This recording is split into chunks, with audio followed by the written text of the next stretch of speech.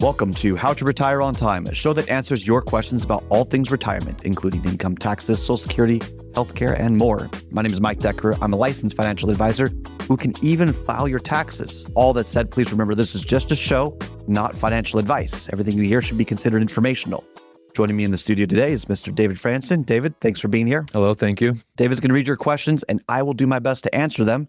You can text your questions anytime during the week. Save this number in your phone, 913-363-1234. That is the number to text, 913-363-1234. Let's jump in. Hey, Mike, I'm concerned about the next market crash. I don't want to try and time the market, but it still keeps me up at night. Any tips? Yeah, so there's some wisdom here. No one can time the market. And what does that mean to time the market? That means being invested in the market. And the market's an arbitrary term. That could be the stock market, that could be the bond market, that could be the real estate market, that could be the insurance market. It could be the alternative market where you're dealing with like oil and gas partnerships or qualified opportunity zones, Delaware statutory trust, limited partnerships. Go down the list, right? There are many different markets and they're not correlated. But to try and time a market, usually people are referring to the equities market or the stock market. It says, I'm going to go to cash, and then I'm going to be in the market, and then I'm going to go to cash, and then I'm going to be in the market. And so by going to cash, you mean like sell all your positions and you just have cash in there? Or cash equivalents. Oh, so okay. That's a good point. Let's define that. Cash or cash equivalents is timing the market. Timing the market would be something like a high yield savings or a money market fund is basically a cash equivalent. A CD is, in my opinion, a cash equivalent. Okay. Treasuries, I think, are a similar cash equivalent. And the reason why I would say it's more of a cash equivalent is because it barely keeps you above water when you consider inflation. If inflation is somewhat steady, if you have hyperinflation, then you're underwater with treasuries. And so you've got to understand the nuance of a portfolio. You've got different sections. So we diversify based on objectives. You've got different parts of your portfolio. Some of your assets have a long-term investment horizon. You don't need to touch them for 10 years. Some of it is more short-term. So that makes sense so far? Yeah. You need to live in the short term, right? You got to pay your bills, you got to buy groceries. So you use that cash for your immediate needs. Down the road, you don't touch that stuff. And Warren Buffett's got a great quote that says, the price only matters when you're selling. And so it's easy to say, oh, well, markets trend and they've recovered 100% of the time and we'll be fine. But you're going to have to sell parts of your portfolio at different periods of time to fund your lifestyle, unless you want to work until you die. Most people like to retire. Most people enjoy retirement. And so you've got to understand compartmentalization within a portfolio. You've heard of compartmentalize your feelings, right? As it's most often associated with. But that's kind of the same metric or mindset of a portfolio. So this person is concerned about the market, but knows you can't time the market. So there's wisdom there. There's a raised awareness and understanding that what this person wants to do maybe isn't in their best interest, but they don't have the right solution. Here's a different way to think about it. Instead of doing the arbitrary portfolio where you put your numbers into some suitability questionnaire and it says, okay, you are a moderate to high risk, or you are a conservative investor. And so based on those results, we're going to invest you X% in large cap stocks, X% in mid cap stocks, X% in high yield bond funds or bonds, and X% in whatever, right? And most of that is just basically saying how much you want to limit your growth potential, but you're also lowering your downside risk. It's kind of funny how that works because I don't understand why that is. Why is it that you treat all of your money as if you needed to liquidate all of your money? If we're not going to time the market, then why do you concern yourself with all of your money not being subject to loss? Let me say that differently. Okay. If you knew you didn't have to touch, let's say 50% of your portfolio for 10 years, you did not have to touch it, would you be concerned about the market crash? Let's say that happens this year or next year. No, because you've got 9 more years for it to recover. You see the difference there? Yeah, like whenever we bought a house here in Johnson County, Kansas, like a decade or more ago, and I think at the time we were buying it, we weren't really thinking about what the price would be in the next year or two because we plan on living there for a long time. Yeah. So we never thought about the price. Now, Johnson County, the price has only gone up, But in the real estate market, prices do go down from time to time. Right. So you can't time the market. You have to think about the time horizon of the investment of the asset and so on. You with me so far? Yes. Okay. Now you need to understand that you can't really predict exactly what's going on in the market, but there's some risks you need to understand about the markets. I had a proud moment actually this week. I'm going to tell you about it. Okay. You've heard of ChatGPT? I've heard people talk about it. Yeah. AI? Yeah. So I was just doing some additional research just about market cycles. And I found ChatGPT quoting my own research. It actually took my articles that I published years ago and told it back to me. That's incredible. Man. I am AI. Yeah, that's you. We're talking to AI right now. But I mean, just consider that for a second. AI isn't figuring this stuff out. It's taking published, credible content and regurgitating back into simplified forms. Why am I saying that? I am one of the few people that I'm aware of, at least, that talks about the equities market cycles that I have found many financial professionals don't even know exist. Let me explain those and how this person probably ought to do some research about this and understand how to hedge against it, okay? So there's 4 market patterns, and you can find my Kiplinger article about this, 4 market patterns investors need to know. The first one is that markets go up and down. We all know that, okay? And I don't think a 1 or 2% up or down, or even a 5% fluctuation really is going to keep people up at night. Maybe it does. And if that's the case, then that's a different conversation we need to have. Then we have this second pattern, which is the markets tend to correct. That's a 10% top to bottom. So it goes down 10%. That happens every 1.8 years or so. Not the end of the world. Is it going to destroy your retirement? Probably not, but you need to be aware of it so you are emotionally prepared for it. If you know it could happen and it happens and you know what to do about it, it's a lot less difficult than to get surprised. Then you have the third pattern, which is the markets tend to crash every 7 to 8 years. So it's not every 7 to 8 years, but it's every 7 or 8 years. And those are the more difficult times.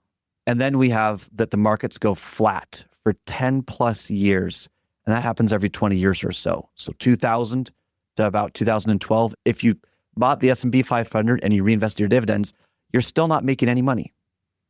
It's zero return for over 10 years. 1965, over 10 years, 0 returns. 1929, over 10 years, 0 returns. 1906, over 10 years, 0 returns in the equities market. And so you got to ask yourself, okay, am I invested in the correct way? Yeah, what do you mean by that? The last 10, 15 years, we have taught ourselves behaviorally, just buy the S&P 500 or just buy the index funds and you should be fine. It works until it doesn't. And historically speaking, we know there are periods of time where it stops working. What's your backup plan? People are going all in on growth and they have not yet had to pay the piper for the risk that they're taking. And so my guess is this person in their subconscious, subcortically deep within them knows this, but they haven't been able to articulate it yet. I believe this person deep within their being probably understands they're taking more risk than they're being told or explained to and saying, well, this is the new way. And, you know, the Wolf on Wall Street guy just said to do this and pick your favorite pundit on political or not. This is just kind of the way we do things. We fixed the market. It's predictable. Anytime someone tells you that, they're oversimplifying it for clicks, in my opinion. Right. So how do you handle a flat market cycle? Different types of investments or products can do well in a flat market cycle. Fixed investments or products. So if the markets go flat for 10 years, CDs might outperform the equities market. Right. That's a very weird thing to say. That CDs could outperform the stock market. But if the markets go flat for 10 years, a 3% return is really all you need to beat the equities market. If that were to happen, which it happens every so often. You've got treasuries, you've got bonds, as long as the entity doesn't go bankrupt. And in a flat market cycle, bonds could be considered somewhat riskier than normal. I do not believe that people are being compensated appropriately for the risk they're taking with many bonds that I've seen in many portfolios today. All right, now that's one side of it. Okay. Then you've got another side. These are called indexed products. An indexed product, every year it resets. Usually you can get a 2, 3, 4 year, but let's keep it simple for now, where if the index it's associated with goes up, you participate with the upside. You don't get all of it necessarily, okay? These aren't going to make you rich. If markets are going up like they did in the 90s or from 2012 to 2020, these aren't going to get you rich. But they participate with the upside and they cannot lose money in the downside. There's a mechanism within various products that prevents it from going backwards. What does that mean? If the markets go up one year, then down the next, like they do in a flat market cycle, you are capturing 12 months of up if that period of time works for you. And then when it goes down, you don't go backwards. So it's kind of like a stair step upwards in a flat market cycle. See this, how this works kind of so far? This sounds like it'd be advantageous. And you've got your buffered ETFs. Okay, that's on the security side. You've got your structured notes, which are typically more on the banking side. And you've got your fixed index annuities, which from the insurance side. So the different financial institutions, whether it's insurance, whether it's banking, whether it's these securities, whatever it is, they all have their own version of these products or this offer. Okay, and they're all structured slightly different, but it's the same mechanisms or the same theory behind it all. Okay, that is one way that you can help hedge against a flat market cycle, but it's also a way that you can hedge against a market crash. So if the markets go down and let's say half of your assets have now lost 50%, that's a lot to stomach. Yeah. But let's say the other half of your assets were structured with fixed or indexed products. So you're drawing income from those sources while your other accounts have time to recover. Because remember, you don't need those products for 10 years. Right. They have the time horizon. Right. This is diversifying by objectives. This is what happens when you put a plan together first, then you put together the efficiencies, and then you build your portfolio to support the plan. Mm. It's not about filling out a questionnaire and saying, well, here's your arbitrary, ambiguous portfolio. When you have context on how you're going to proceed, fear often disappears. That sounds great. Yeah, thank you. You had to say that. Yes, there was someone poking me and I said, oh, that sounds great. Yeah. But yeah, it sounds like we mentioned the word compartmentalization, right? Where we've compartmentalized our funds based on these objectives. Am I getting that right? Yeah. I mean, it's ask yourself, okay, how much income do you need the first year of retirement? Great. Yeah. What if a CD or a treasury matured that first year and that was your income source? Now in the second year, where's your income going to come from? Mm. Maybe it's a CD. Maybe you've got enough liquidity in fixed index annuities. Maybe you've got a rolling over buffered ETF. This might be a little bit over someone's head just for the show's sake, but understand there are ways that you can ladder in and pepper in enough liquidity and enough protection that if the markets go up, you're fine. And if markets only went up, you probably wouldn't even be listening to the show. But if markets go down, if you understand these risks, you understand then how to sail through the risks. This is why the first chapter of the book, How to Retire on Time, is so important. It sets the stage correctly to set the right mindset of how you should feel as you enter into retirement. Mm. Now, let me go down a little bit of a rabbit hole here. Okay? All right. This year, 2025, has been an interesting year. We had a great start. It felt pretty good. Yeah. January and February, we were on a roll. Whether you love Trump or hate Trump, it was like, ooh, hey, things might work out. Yeah. And then Liberation Day hit. And even before that, we were getting more uncertain with the tariffs and all of that. And so the markets just tanked. It was not pleasant for a lot of people. And now they've recovered, at least at the time of this recording. And I asked myself, I said, okay, when historically has something like this happened where we had a really good start of the year, things actually went down pretty harshly, pretty intently, and then we recovered and it seems promising moving forward? I want to look at, is there a precedent for a false breakout, which means it looks like it's recovering and then it falls off a cliff? Or is there a good foundation or a resistance level that would rationalize saying, hey, this train actually could keep going? Mm. Here's what I found. There were similar market patterns. Okay, this is the technical side of my background, but there are similar market patterns found in 1980, in 1997, and 2001 that looked very similar, very eerily similar to 2025. So there's the cliffhanger. Would you like to know what happened in each of those years? Yes, please. Yeah, 1980, we're dealing with inflation. We're kind of coming out of that. Paul Volcker's here, okay, fine. The markets, they go up, they go down, they recover, and then they have an incredible breakout year, beautiful year, great profits for the rest of that year. I mean, it was just like the gravy train going up. So if you were concerned about the market in 1980, in May or June of 1980, the breakout happened in June, not May. Usually it does in May, but it happened in June. And those who were concerned and sat in cash missed out on incredible returns. Those who were invested in the market had great returns. Okay. Can't time the market. Now, what happens in 1997? 1997, the dot-com is happening, but people are concerned about, is it overpriced? Is it overhyped? What's going on? 97, it has the same thing, so some people were hesitant about it. When I say some people, by the way, I know hedge fund managers, top minds on Wall Street, that were hesitant in 1997, okay? This isn't retail investors are dumb. No, the best of the best were also concerned. And in 97, in June, we had a breakout. Incredible returns the rest of the year. Those who sat in cash missed out. Those who were invested in the market did not. They had great returns. All right.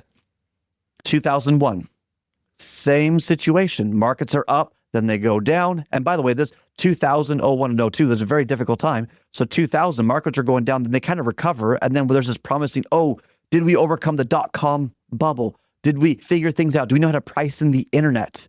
Do we know what Amazon's really going to do? All that stuff. And then 2001, it's up, goes down, recovers. There's a glimmer of hope. And then what happens? Market tanked. Yeah. This is in June. And then in September, it tanked even more because of September 11th. Okay. But it was already going down. Okay. And then if you pull back again, 2000, 01, and 02, and even 03, I mean, the markets just were horrible for 3 years. And if you look back for the 10-year period of time, there was no growth in the market for 10 years. Flat market cycle. So here's why I'm bringing all this up. How many people listening in have been told about flat markets or the idea that, hey, maybe we have a breakout, but maybe it doesn't, and no one really knows the future? How many people have asked their advisor about flat markets? And is that even your job? Right. To ask about these risks that you may not know exist? That's a ridiculous expectation. And if you ask your financial advisor, they're not going to say, I never knew about that. They're going to fumble and say, yeah, but that was kind of and then they'll talk themselves out of it. In my mind, trust is built on who speaks first. If I address it first, as your professional you've hired to do this job, you know I'm competent. If I'm constantly reactive to things that you're bringing up, I would question the competency. I'm not talking about sincerity. I'm not talking about how good the person is. But at the end of the day, it's your money, which is literally the thing that's going to get you through retirement. I'm concerned about oversimplified plans.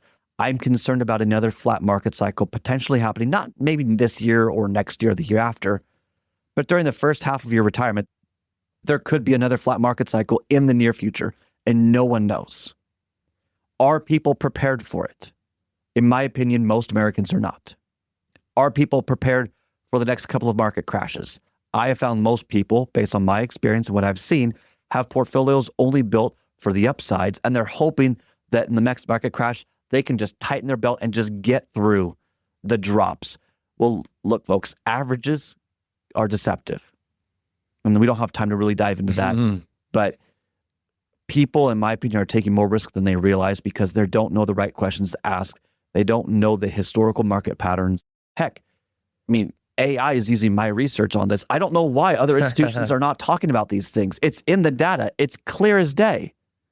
Either they don't know or they don't want to know, or they don't want to disclose it because they think it was a black swan decade that will never happen again, even though historically there's precedent saying that happens over and over again. Right. And we've listed those decades off on the show many times. Yeah.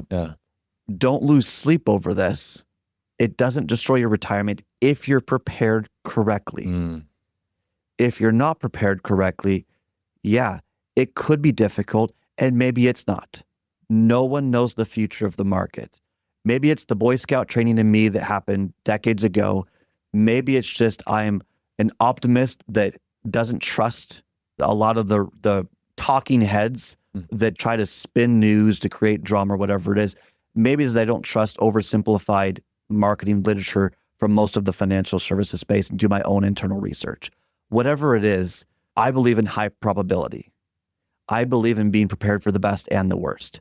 I believe in having multiple strategies that allows someone to have flexibility, growth, and protection for whatever happens.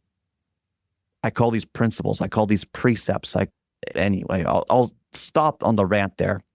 But this is why we do this show, is to sound the alarm and to raise people's awareness. This is why we have the podcast. This is why we're on YouTube, is to help people understand what really could be going on and potential risks that could be in your portfolio. And this is just the tip of the iceberg for retirees. It is, in my opinion, a bit ridiculous that we've gotten rid of as a society the pension and asked people to work their whole life, put money into this thing called the 401k, and then say when you retire, you've got to now be a financial professional and figure out how to distribute it. It's a tall order once you think about it. Yeah. It's a tall order and it's ridiculous. And we've oversimplified what retirement planning should be to help people. How is an oversimplified plan going to help someone? Oh, well, they've got less to worry.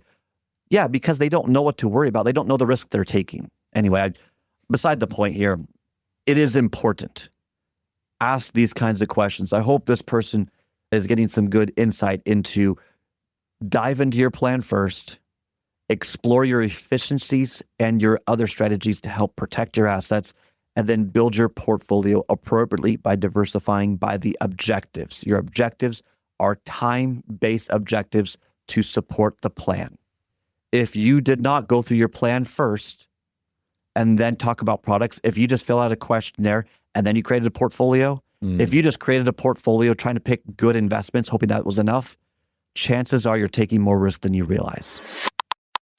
That's all the time we've got for the show today. If you enjoyed the show, consider subscribing to it wherever you get your podcast. Just search for How to Retire on Time. Discover if your portfolio is built to weather flat market cycles or if you're missing tax minimization opportunities that you may not even know exist. Explore strategies that may be able to help you lower your overall risk while potentially increasing your overall growth and lifestyle flexibility.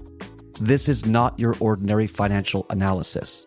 Learn more about Your Wealth Analysis and what it could do for you regardless of your age, asset, or target retirement date. Go to www.yourwealthanalysis.com today to learn more and get started.